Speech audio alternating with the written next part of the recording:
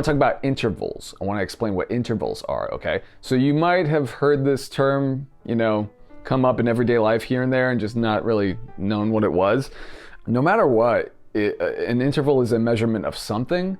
So take, exercise, for example. You might see people throwing around terms like, hey, we're gonna do high intensity sprints in 30-second intervals. So what an interval is basically a measurement of time in this case, okay? So in music, an interval is just measurement of distance, and specifically the distance between two notes. So in other words, intervals are the blueprint and the connective tissue when it comes to, creating scales and chords and melodies and all this sort of stuff. It's so important to understand that it is the space in between the notes, the space separating the notes, that defines how these notes are going to sound when played in succession as a scale, or played all at once as a chord, or played as a melody or an arpeggio or whatever it is that you're doing with these. It is the space in between the notes that define how the notes are going to sound, if that makes sense. So you remember how notes were just a pile of bricks? Well, you could think of intervals as like the blueprint for which to build your structure out of, if that makes sense. Think about building a house, right? Like, what's the first thing that you think about when you're building a house? For me, the actual first thing that comes to mind, I'm ashamed to admit, is the materials. Like, I think, ooh, wood, or insulation, or, paneling, yeah.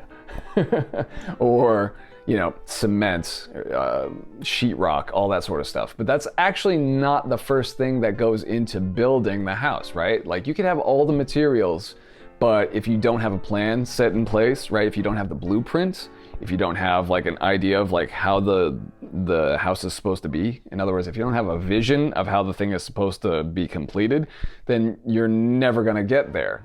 And it's gonna be painful. It's gonna be struggle.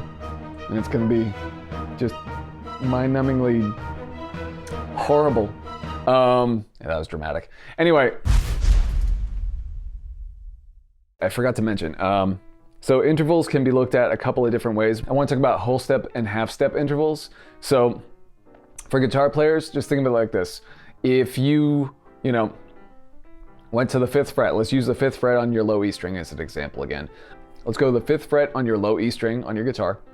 And let's say you want to go up 1/2 step on the guitar. All you need to do is slide your first finger up 1 fret. So you're going from the 5th fret to the 6th fret.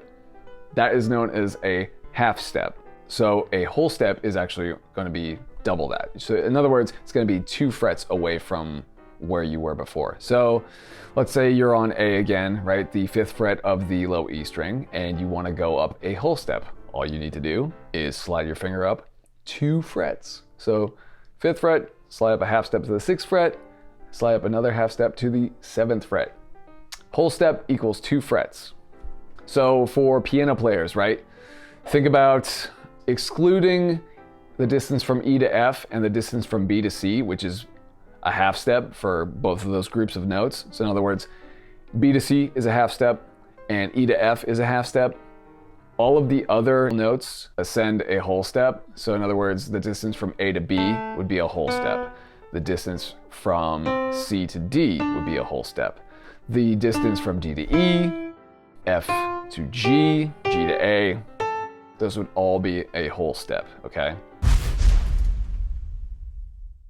So there it is. Thank you so much for watching. If you have any questions at all, just let me know in the comments. And for anybody out there who wants detailed notes and slides of everything that I'm talking about right now, click the link in the description and I'll see you in another video.